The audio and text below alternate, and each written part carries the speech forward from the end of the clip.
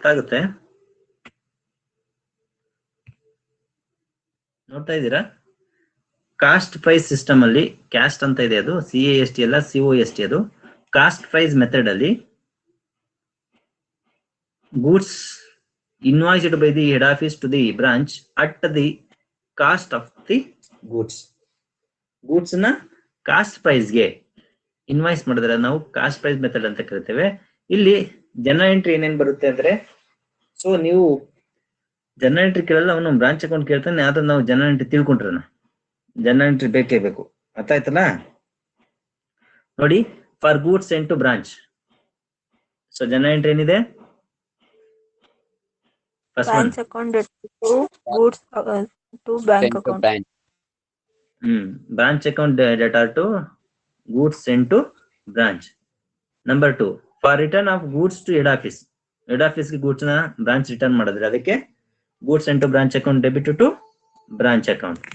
Next, number 3, for amount sent to branch for expenses, for amount sent to branch to the expenses, so branch account data to bank account.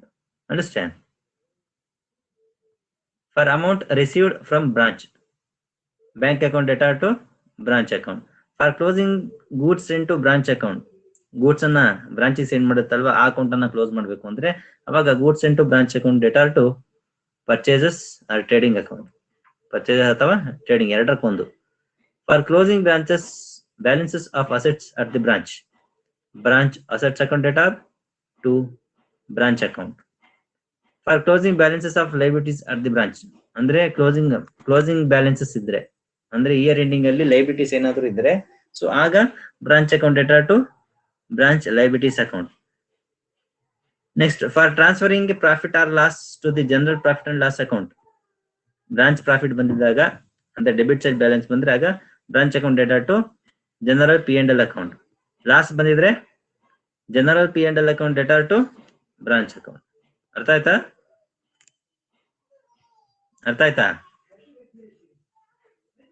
Yes sir, ಅರ್ಥ ಆಯ್ತು. Okay, branch account ನೋಡಿ, ಅಂದ್ರೆ ಅದೇ general entry ಬಳಸ್ಕೊಂಡು branch account ಮಾಡಿರ್ತಕ್ಕಂಥದ್ದು. So opening stock ತುಂಬಾ simple ಇದೆ, problem ಏನು ಅಷ್ಟು ಟಫ್ ಆಗಿರಲ್ಲ, ಜಸ್ಟ್ ಅಬ್ಸರ್ವ್ ಮಾಡಿ ಚೂರು. ಬ್ರಾಂಚ್ ಅಕೌಂಟ್ ಡೆಬಿಟ್ ಸೈಡ್ ಏನ್ ಮಾಡ್ತೀವಿ ಅಂದ್ರೆ ಟು ಓಪನಿಂಗ್ ಬ್ಯಾಲೆನ್ಸಸ್, ಅಂದ್ರೆ ಬ್ರಾಂಚ್ ಅಲ್ಲಿ ಇರ್ತಕ್ಕಂಥ ಏನೇನು ಐಟಮ್ ಇರುತ್ತೆ, ಏನೇನು ಅಸೆಟ್ಸ್ ಇರುತ್ತೆ ಅದನ್ನೆಲ್ಲ ಡೆಬಿಟ್ ಸೈಡ್ ಬರಬೇಕು. ಓಪನಿಂಗ್ ಬ್ಯಾಲೆನ್ಸಸ್ ಇದ್ರೆ ಅದು ಸ್ಟಾಕ್ ಇರ್ಬೋದು, ಡಾಟಾಸ್ ಇರ್ಬೋದು, ಪೆಟಿ ಕ್ಯಾಶ್ ಇರ್ಬೋದು, ಫರ್ನಿಚರ್ ಇರ್ಬೋದು, ಪ್ರಿಪೇರ್ಡ್ ಎಕ್ಸ್ಪೆನ್ಸಸ್ ಇರ್ಬೋದು, ಈ ತರದ್ದು. ಅರ್ಥ ಆಯ್ತಲ್ಲ? ಆಮೇಲೆ ಗೂಡ್ಸ್ ಸೆಂಟ್ ಟು ಬ್ರಾಂಚ್, ಬ್ರಾಂಚ್ಗೆ ಗೂಡ್ಸ್ ಅನ್ನ ಸೆಂಡ್ ಮಾಡಿದಾಗ ಈ entry to goods sent to branch account debtor ಅಂದ್ರೆ ಡೆಬಿಟ್ ಸೈಡ್. ಹಂಗೆ ಎಕ್ಸ್ಪೆನ್ಸಸ್ ಪೇಮೆಂಟ್ ಹೆಡ್ ಆಫೀಸ್ ಇಂದ ಪೇ ಮಾಡಿದ್ರೆ to bank account, so debit side ಆಗ್ತವೆ. ಹಾಗೆ ಟು ಕ್ಲೋಸಿಂಗ್ ಬ್ಯಾಲೆನ್ಸಸ್, ಏನಾದ್ರು ಕ್ಲೋಸಿಂಗ್ ಲೈಬಿಲಿಟೀಸ್ ಇದ್ರೆ ಅವಾಗ ಔಟ್ಸ್ಟ್ಯಾಂಡಿಂಗ್ ಎಕ್ಸ್ಪೆನ್ಸಸ್ ಕ್ರೆಡಿಟರ್ಸ್ ಎಂತದ್ದು ಏನಾದ್ರು ಇದ್ರೆ ಕ್ಲೋಸಿಂಗ್ ಅಲ್ಲಿ ಹಾಕ್ತಿವಿ. ಆಮೇಲೆ ಈ ಕಡೆ ಕ್ರೆಡಿಟ್ ಸೈಡ್ ಬರೋಣ, ಆಮೇಲೆ ಪ್ರಾಫಿಟ್ ಲಾಸ್ಟ್ ಮಾಡ್ತಾರೋಣ. ಹಾಗೆ ಬೈ ಓಪನಿಂಗ್ ಬ್ಯಾಲೆನ್ಸಸ್, ಲೈಬಿಲಿಟೀಸ್ ಏನಾದ್ರು ಓಪನಿಂಗ್ ಬ್ಯಾಲೆನ್ಸಸ್ ಇದ್ರೆ ಕ್ರೆಡಿಟ್ ಸೈಡು, ಅದೇ ರೀತಿ ಲೈಬಿಲಿಟೀಸ್ ಕ್ಲೋಸಿಂಗ್ ಬ್ಯಾಲೆನ್ಸ್ ಇದ್ರೆ ಡೆಬಿಟ್ ಸೈಡ್. ನೋಡಿದ್ರ ಇಲ್ಲಿ ಈ ಕಡೆ ನಾವು here observe year,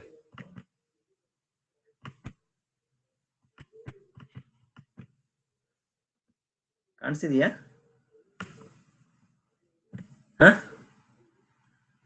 Yes sir. ನೋಡಿ, ಕ್ಲೋಸಿಂಗ್ ಬ್ಯಾಲೆನ್ಸಸ್ ಇಲ್ಲಿ ಏನ್ ಹಾಕಿದ್ನಲ್ವಾ, ಇದೇ ಡೆಬಿಟ್ ಸೈಡ್ ಅಲ್ಲಿ ಇದೆ ನೋಡಿ, ಕ್ರೆಡಿಟ್ ಸೈಡ್. ಯಾವಾಗ ಅಂದ್ರೆ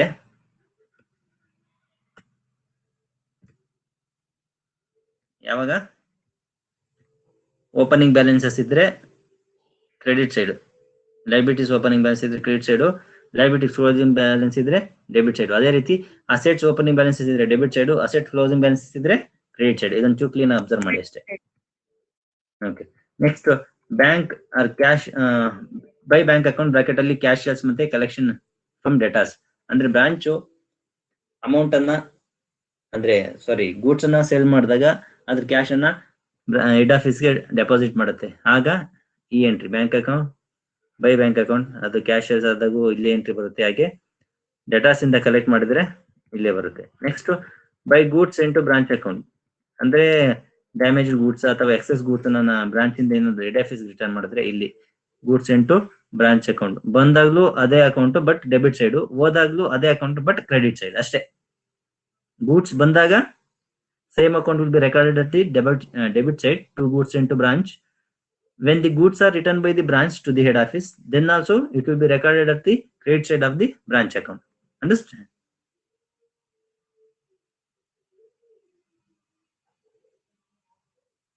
Understand?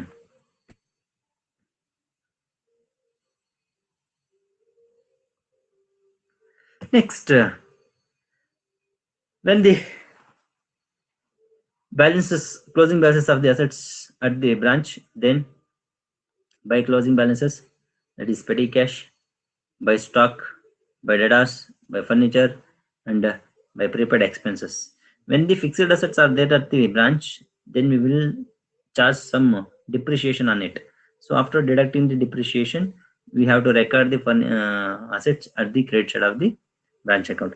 So if any profit gained by the branch, then that will be transferred to the profit and loss account at the end of the account.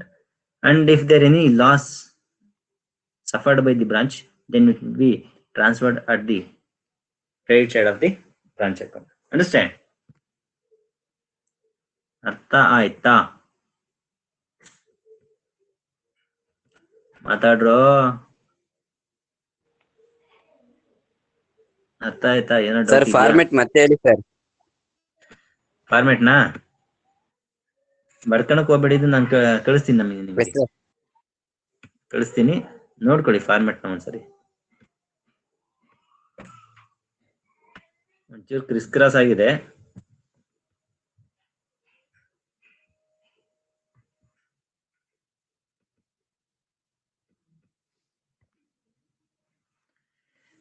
Observe ಮಾಡ್ತಾ ಇದ್ದೀರಾ? Yes sir.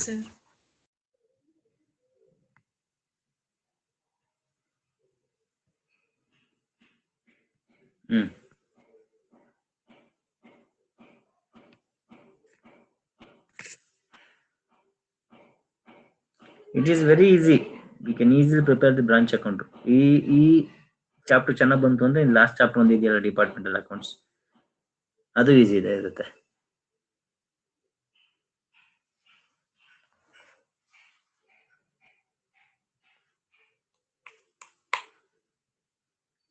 ನೋಡ್ಕೊಂಡ್ರ format?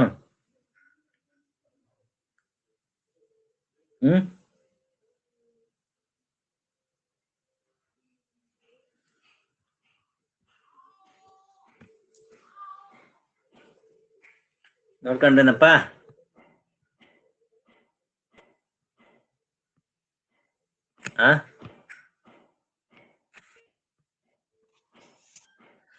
ನೋಡ್ಕೊಂಡ್ರೆ ಮಾತಾಡ್ರು. Yes sir, ಕಾಣಿಸ್ತೀರಿ. Okay, ಈಗ illustration explain ಮಾಡಿರ್ತೀನಿ, but ಇವತ್ತೇ ಮಾಡೋದ್ ಬೇಡ. ಯಾಕಂದ್ರೆ ನೀವು ಒಂದ್ಸರಿ ಥಿಯರಿ ಮನೇಲಿ ಒಂದ್ಸರಿ ಓದ್ಕೊಂಡು ಫಾರ್ಮೆಟ್ ಒಂದ್ಸರಿ ನೋಡ್ಕೊಂಡ್ರೆ ಆಮೇಲೆ ಪ್ರಾಬ್ಲಮ್ ಸ್ಟಾರ್ಟ್ ಮಾಡಿದ್ರೆ ಚೆನ್ನಾಗಿ ಅರ್ಥ ಆಗುತ್ತೆ. ಅರ್ಥ ಆಯ್ತಾ? ಹಂಗಾಗಿ ಪ್ರಾಬ್ಲಮ್ ಅನ್ನ ತೋರಿಸಿ ನಿಮ್ಗೆ ಎಕ್ಸ್ಪ್ಲೈನ್ ಮಾಡಿರ್ತೀನಿ. ಇದನ್ನ ಸೊಲ್ಯೂಷನ್ ನಾಳೆ ಮಾಡೋಣ. ಅರ್ಥ ಆಯ್ತಾ? ಫಾರ್ಮೆಟೇ ನಿಮ್ಗೆ ಗೊತ್ತಿರಲ್ಲ, ನಿಮ್ಮ ಹತ್ರ ಫಾರ್ಮೆಟ್ ಇಲ್ಲ. ನಾನೀಗ ಡೈರೆಕ್ಟ್ ಪ್ರಾಬ್ಲಮ್ ಸ್ಟಾರ್ಟ್ ಮಾಡಿದ್ರೆ ನಿಮ್ಗೆ ಗೊತ್ತೇ ಆಗಲ್ಲ ಏನೋ. ಹಂಗಾಗಿ ಈ ಪ್ರಾಬ್ಲಮ್ ತೋರಿಸಿರ್ತೇನೆ. ಸೊ ನಿಮ್ಗೆ ಇಲ್ಲಿ 3 ಮೆಥಡ್ಸ್ ಇದೆ. 3 ಮೆಥಡ್ ಅಲ್ಲಿ ಕೇವಲ ಡಾಟಾಸ್ ಮೆಥಡ್ ಅಲ್ಲಿ ಮಾತ್ರ ನಿಮ್ಗೆ ಪ್ರಾಬ್ಲಮ್ ಕೊಡ್ತಕ್ಕಂಥದ್ದು. ಹಂಗಾಗಿ ಡಾಟಾ ಸಿಸ್ಟಮ್ ಅಲ್ಲಿ ಮಾತ್ರ ನಾವು ಪ್ರಾಬ್ಲಮ್ಸ್ ಅನ್ನ ಮಾಡೋಣ. ಸೊ ಈಗ ಏನ್ ಮಾಡ್ತೇನೆ ಅಂದ್ರೆ, ಈ ಪ್ರಾಬ್ಲಮ್ ಏನಿದೆ ಅದನ್ನ ಕಂಪ್ಲೀಟ್ ಆಗಿ ಎಕ್ಸ್ಪ್ಲೈನ್ ಮಾಡ್ತೀನಿ. ಇಷ್ಟನ್ನ ನಾನು ನಿಮ್ಗೆ ಕಳ್ಸಿರ್ತೀನಿ. ಇಷ್ಟನ್ನ ನೀವೇನ್ ಮಾಡಿ ಅಂದ್ರೆ ನೋಡ್ಕೊಳ್ಳಿ. ನೋಡ್ಕೊಂಡು ಫಾರ್ಮೆಟ್ ಅನ್ನ ಕ್ಲೀನ್ ಆಗಿಲ್ಲ ಹಾಕೊಂಡು ಬನ್ನಿ. ನೆಕ್ಸ್ಟ್ ಕ್ಲಾಸ್ ಅಲ್ಲಿ ನಾವು ಅದನ್ನ ಡಿಸ್ಕಸ್ ಮಾಡೋಣ, ಸಾಲ್ವ್ ಮಾಡೋಣ ಪ್ರಾಬ್ಲಮ್ ನ. From the following particulars relating to the Delhi branch for the year ending 88, prepare branch account in the books of head office. Look here, stock at branch on 15,000 to 1988. ಅಂದ್ರೆ ಎಲ್ಲ opening balances ಇದು ಕೊಟ್ಟಿರೋದು. Stock 15,000, datas at branch on 11/1988, that is 30,000. Petty cash at branch 11/1988, that is 300. So these are the opening balances of the branch. Next, goods sent to branch.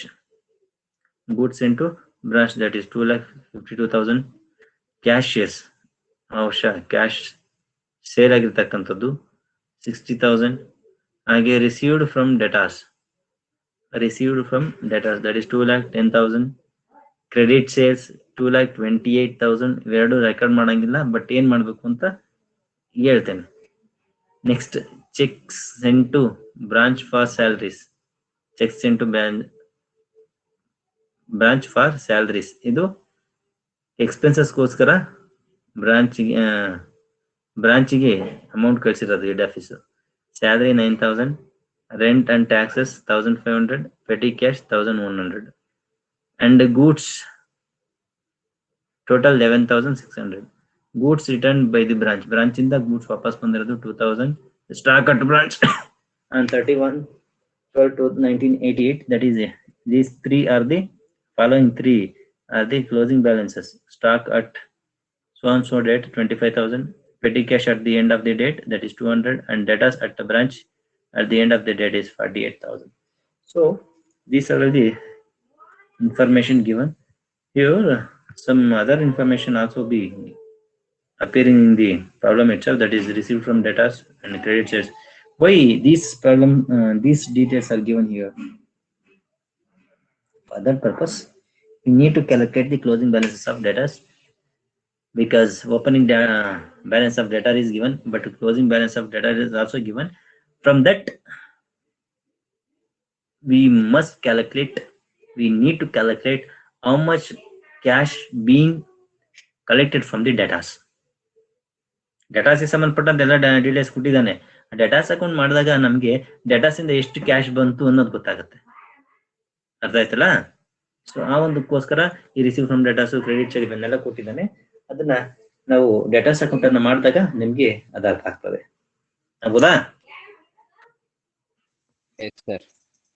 Okay, ಡೆಟಾಸ್ account ಮಾಡಿ ಆದ್ಮೇಲೆ we must start with branch account ಅಲ್ವಾ?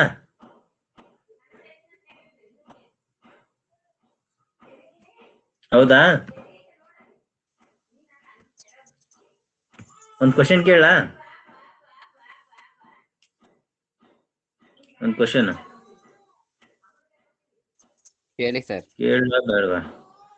Okay, ಡೆಟಾಸ್ account ಎಂತ account?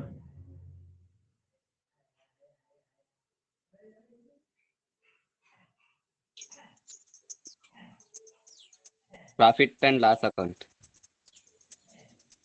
ಅಲ್ಲ, ಡೆಟಾಸ್ account ಎಂತ account ಅಂದೆ? Real, nominal, personal?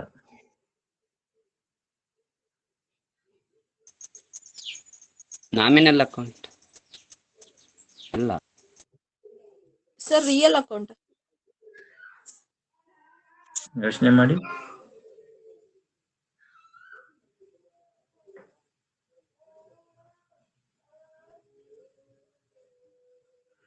Debtor account is a personal account.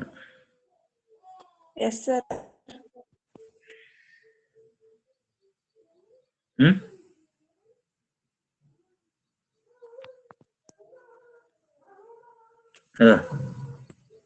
Debit the giver, credit the receiver. ಅಲ್ವಾ? Debtor is A personal account. So personal account ಅನ್ನ ಹೇಗ್ ಮಾಡ್ತೇವೆ? ಅವನು ಅಮೌಂಟ್ ಇಸ್ಕೊಂಡಿದ್ರೆ ಅವನ ಅಕೌಂಟ್ಗೆ ಡೆಬಿಟ್ ಮಾಡ್ತೀವಿ. ಅವನಿಂದ ಅಮೌಂಟ್ ಹೋಗಿದ್ರೆ ಅವನ ಅಕೌಂಟ್ಗೆ ಏನ್ ಮಾಡ್ತೀವಿ? ಕ್ರೆಡಿಟ್ ಮಾಡ್ತೀವಿ. Credit. ಹೌದಾ? ಹೌದಾ? Yes, sir. BR also. Yes, sir. Bills receivable also personal account. Personal.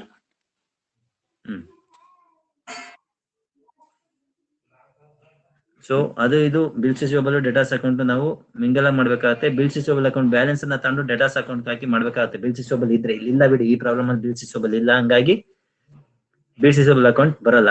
Bills receivable account ಬಂದಾಗ ಬಿಲ್ಸ್ ರಿಸೀವಬಲ್ ಅಕೌಂಟ್ ಮಾಡಿ ಫಸ್ಟ್ ನಾವು. Bills receivable is A real account. ಅದನ್ನ ಅಕೌಂಟ್ ಅನ್ನ ಮಾಡಿ ಅದ್ರ ಬ್ಯಾಲೆನ್ಸ್ ಅನ್ನ ತಂದು ಡೇಟಾಸ್ ಅಕೌಂಟ್ ಮಾಡಿ ಅದ್ರ ಬ್ಯಾಲೆನ್ಸ್ ಅನ್ನ ತಂದು ಏನ್ ಮಾಡ್ಬೇಕು ಅನ್ನೋ ಪ್ರಾಬ್ಲಮ್ ಮಾಡಿದಾಗ ನಿಮ್ಗೆ ಡೀಟೇಲ್ ಆಗಿ ಎಕ್ಸ್ಪ್ಲೈನ್ ಮಾಡ್ತೀನಿ. ಸದ್ಯಕ್ಕೆ ಇಲ್ಲಿ ಅಡ್ವಾನ್ಸ್ ಆಗಿ ಹೋಗೋದು ಬೇಡ, ಕನ್ಫ್ಯೂಸ್ ಮಾಡ್ಕೊಳ್ಳೋದು ಬೇಡ. ಅರ್ಥ ಆಯ್ತಲ್ಲ? ಈಗ ನಿಮ್ ಕೆಲಸ ಏನು ಅಂದ್ರೆ, ಈಗೇನ್ ನಾನು ಎಕ್ಸ್ಪ್ಲೈನ್ ಮಾಡಿದೀನಿ ಅಷ್ಟನ್ನು ಏನೇನ್ ಎಕ್ಸ್ಪ್ಲೈನ್ ಮಾಡಿದೆ ಹೇಳಿ. ಈಗ ಏನೇನ್ ಎಕ್ಸ್ಪ್ಲೈನ್ ಮಾಡಿದೆ?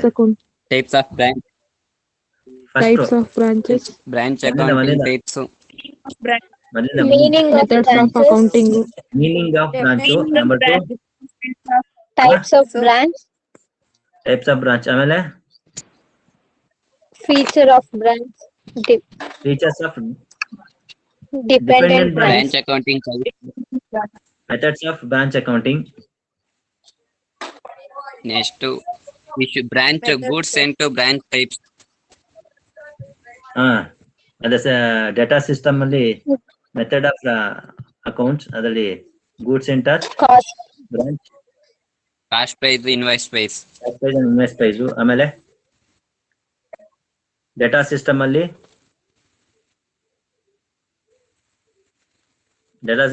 ಜನರಲ್ ಇಂಟ್ರೆಸ್ಟ್ ಮತ್ತೆ ಇಲ್ಲ ಎಸ್ ಸರ್ ಡೇಟಾ ಸಿಸ್ಟಮ್ ಏನ ಈಗ ನಮ್ಗಿರೋದು journal entry format journal entry format ಅದು ಡೇಟಾ ಸಿಸ್ಟಮ್ ಅಷ್ಟೇ ನಿಮ್ಗಿರೋದು, ಬೇರೆ ಯಾವ ಮೆಥಡ್ ಇಲ್ಲ. Understand?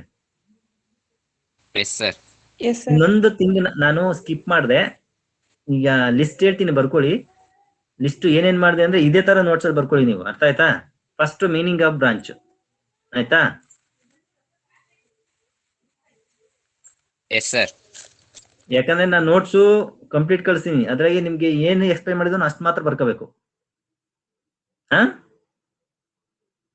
Yes sir Yes, sir. Okay. Meaning of branch ಎರಡನೇದು.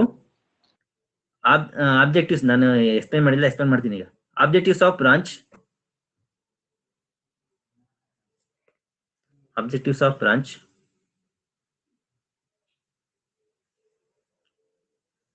types of branches,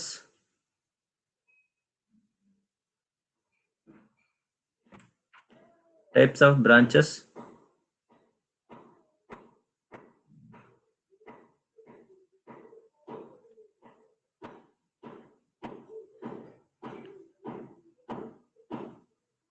features of dependent branches, features of dependent branches, features of dependent branches,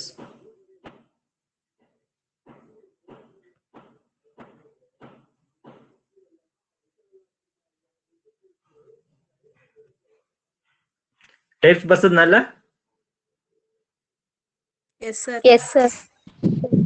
Accounting method or dependent branches. Next, accounting method of dependent branches.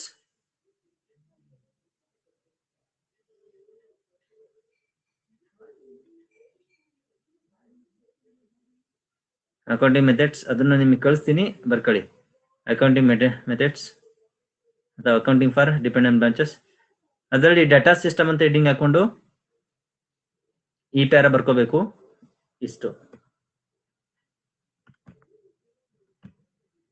ಕಾಣಿಸ್ತಿದೆಯಾ display ಮೇಲೆ? Yes sir Yes, sir. ಈ part ಬರ್ಕೋಬೇಕು. ಈ part ಬರ್ಕೊಂಡಾದ್ಮೇಲೆ cast ಅಲ್ಲ, ಇದು cost price method. Cost price method ಹಂಗಂದ್ರೇನು ಅಂತ ಬರ್ಕೋಬೇಕು. ಬರ್ಕೊಂಡಾದ್ಮೇಲೆ ಇಷ್ಟು ಜನರಲ್ ಎಂಟ್ರೀಸ್ ಇಷ್ಟು ಬರ್ಕೊಂಡಾದ್ಮೇಲೆ ಫಾರ್ಮ್ಯಾಟ್ ಆದ್ಮೇಲೆ ಒಂದು ಪ್ರಾಬ್ಲಮ್. ಅರ್ಥ ಆಯ್ತಾ? ಫಾರ್ಮ್ಯಾಟ್ ಆದ್ಮೇಲೆ Yes, sir. ಎಸ್ ಸರ್ ಇಷ್ಟನ್ನು ಬರ್ಕೊಂಡಿರಿ. ಈಗ ನೆಕ್ಸ್ಟ್ ಬುಧವಾರ ಇದೆಯಲ್ಲ ನಿಮ್ class, Yes, sir. Yes, sir. ಬುಧವಾರ ಈ ಪ್ರಾಬ್ಲಮ್ ಸಾಲ್ವ್ ಮಾಡಿಸ್ತೀನಿ. ಈ ನೋಟ್ಸ್ ಅನ್ನ ಈಗ ನಾನು ನಿಮ್ಗೆ ಕ್ಲಾಸ್ ಅಲ್ಲಿ ಹಾಕ್ತೀನಿ, ನೋಡ್ಕೊಳ್ಳಿ. Okay, sir. ಅರ್ಥ ಆಯ್ತಾ? ಏನೋ ಡೌಟ್ ಇದ್ರೆ ಕೇಳಪ್ಪ, ಇವತ್ತಿನ ಕ್ಲಾಸಿಗೆ ಸಂಬಂಧಪಟ್ಟಂತೆ. Sir, object. Very good, very good. Objectives ಅಂದ್ಬಿಟ್ಟಲ್ಲ. ಸೊ ಆಬ್ಜೆಕ್ಟಿವ್ಸ್ ಏನು? ಬ್ರಾಂಚ್ ಅಕೌಂಟಿಂಗ್ ಆಬ್ಜೆಕ್ಟಿವ್ ಏನು? What is the purpose? ಯಾವ ಕಾರಣಕ್ಕೋಸ್ಕರ ನಾವು ಬ್ರಾಂಚ್ ಅಕೌಂಟಿಂಗ್ ಅನ್ನು ಪ್ರಿಪೇರ್ ಮಾಡ್ತೇವೆ?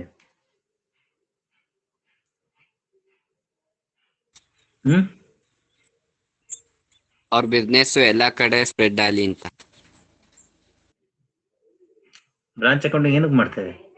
The main purpose is to find out the profit ಅಲ್ವಾ?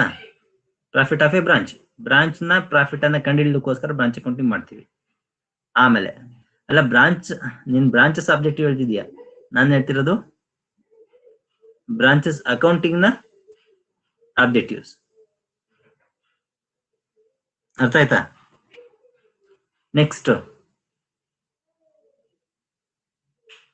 to know the financial status of the branch, to know whether to continue the branch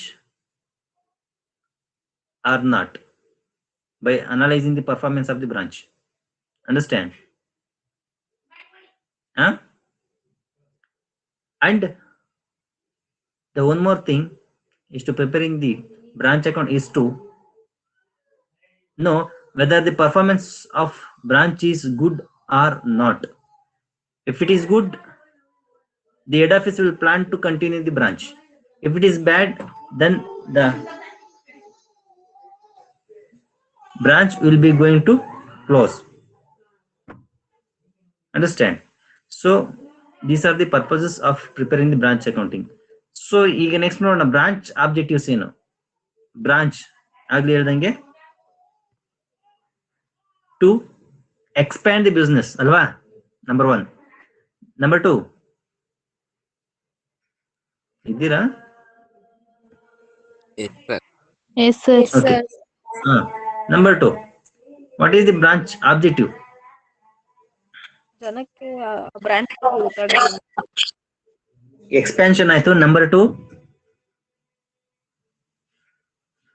to raise the volume of sale volume ಅನ್ನ ಜಾಸ್ತಿ ಮಾಡ್ತಕ್ಕಂಥದ್ದು. Next, number 3,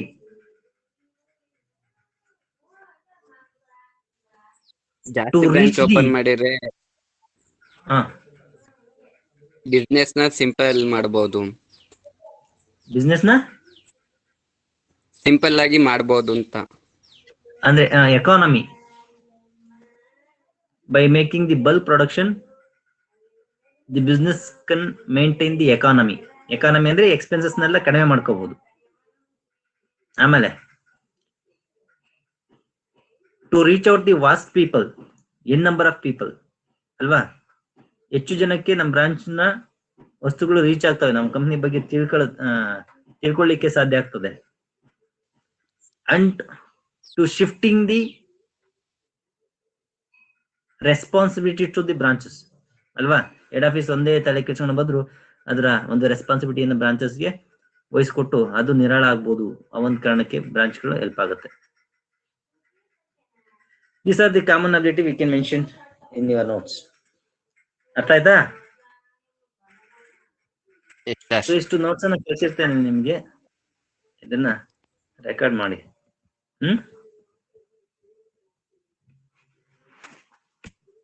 ಆಯ್ತಾ? Okay.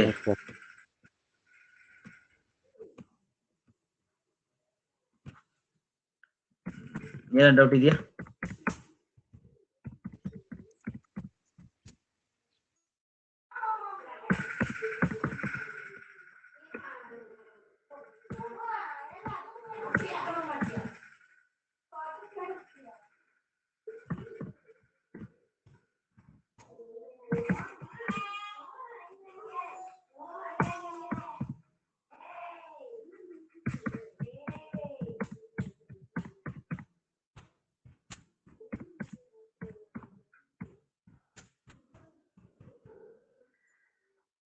ಏನು doubt ಇಲ್ವಾ?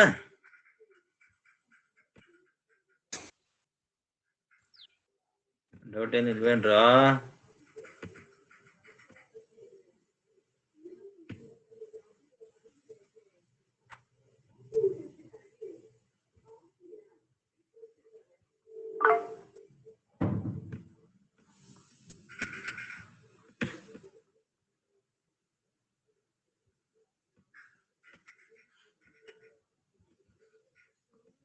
Okay, meet in the next class on Wednesday, alla? Yes, sir.